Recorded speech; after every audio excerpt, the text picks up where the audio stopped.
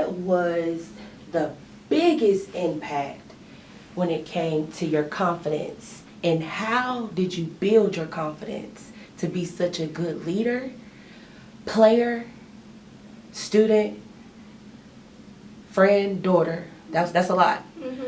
I think getting pushed into leadership as soon as I got here was a big impact because I'd been in SGA all of high school. Then I come to my college and I get kind of thrown into it as outreach coordinator. And then over winter break, I get the text saying, "Oh, you're president now." What? And so that stress and that pressure kind of got to me, but having a good board and an advisor that really looked out for me and was there for me and just having people to support me definitely built my confidence.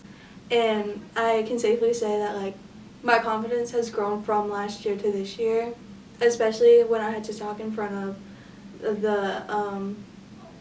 the board of trustees. Like my last meeting, I went off script and spoke from my heart and told them my experiences here, and they told me that was the best speech they've ever heard, like come from a president and as a student. And it just inspired me to know that like I'm doing something right. Like don't let anyone hold you back.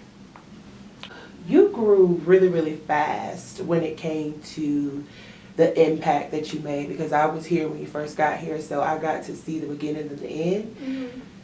What would you say to your day one, the person that showed up as you on day one? What did she need to know? Oh my goodness. Yep. Because guess what? She isn't who you are now. No. And she definitely didn't think No. that it would be this. So what would you tell her? Just keep going with it. Like even when times got tough and times are getting tough, like keep pushing through, because at the end you're very heavily rewarded with the support that you have and like all the achievements that you've done and all the friendships that you've made. Like just keep going. Like don't give up and don't let any adversities get in your way to getting what you want. Good. What do you want them to know? What legacy, what impact do you want them to know about your name? I honestly want them to know that, like, I want them to take my name and what I leave behind as a step of, like, getting out of their comfort zone. Like, being able to truly be themselves no matter who is around. Because at the end of the day, people are going to judge you no matter what happens, no matter what you do, no matter how you try to fix yourself or portray yourself. Like, people are always going to judge you, and I feel like what I want to leave behind is, like, truly being yourself and indulging in the person you are and your personality and letting it shine. Tell me one thing that you would tell your younger self right now. What did she need to know? Like how have you grown? What does she need to know? I would truly tell her to stay strong, and no matter what keeps coming your way, like, you truly are one of the strongest people I know. Through all the ups and downs, and you always find a way to continue up. Everyone thinks Renaya is. Tell me, how did your confidence shift from day one to today? My confidence shift from day one to today. I'm a very shy woman and I don't like to socialize as much. But coming into my college experience, I felt like I had to put myself out there. I felt like I had to connect with different people. I felt like I had to make room to be uncomfortable just to get comfortable in where I am in life in general.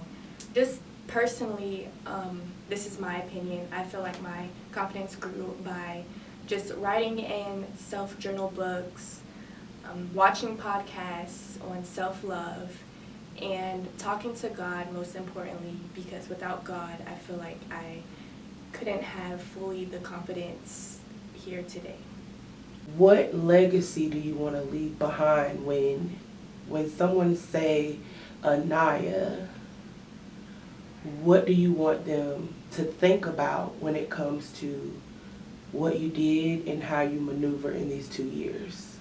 Impact. Impact. Okay, I would have to say me mentoring the Miss Lewisburg Showcase girls. That was a long, hard process. Like, even though it started off rocky, you know, I still used what I knew, like my leadership styles, and I used that to make them poised and polished for a showcase because they were new coming on, and it just made sense. Like, everything that I've been through, I wanted to make it better for them so they wouldn't have to go through it either. And my peers, like, I'm always, you know, here for my peers. Like, anybody needs a shoulder to cry on or somebody to talk to. Like, I feel like I made a good impact on them because there's been times where people that I've spoke with, you know, they want to give up. Like, it's just all about those, you know, affirmations, you know, just giving them, pouring into them, you know, stuff that was told and taught to me. I'm just using, like, knowledge. And legacy, I would have to say I am in a newsletter, so I feel like I love to write. Like, I really love to write or journal or anything. And it was a new class, a journalism class that I'm in. And, you know, we just publish newsletters for the school, you know, about the school. I just published one. It was about my experience here. And I just feel like, and I'm going out to be a sports science major. So, you know, I'm going into that athletic training field. And I just feel like incoming students here, like, don't settle for just, you know, one hobby or like one thing that you love to do. Like, I feel like me going out and having that sports science career, I can still, you know, write and show the world, show the school that, like, I'm a good writer also. Like, I have different qualities to myself. So I feel like when you hear my name, you're going to know, like, oh, wow, she's done it all here. Like, she's a writer, and then she's going on to be a sports science major. Like, okay, girl.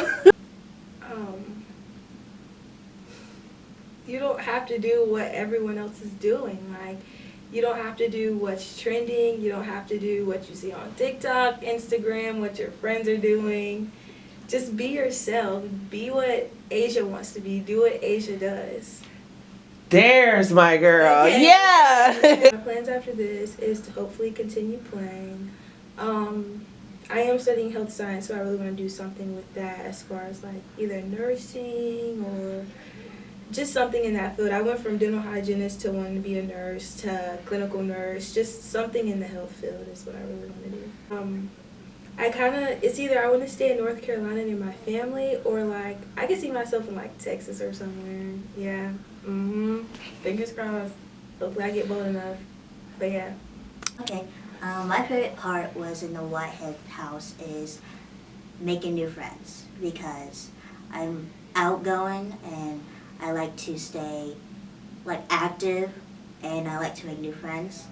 So, also, and then I like with, like, less quiet so I can focus my studies.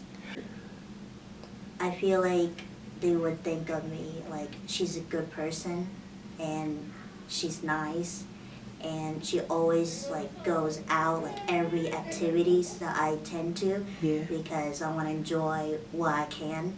Yeah. And so, yeah, I just like to go out and make new friends and then be who I am, step out of my comfort zone. So, yeah.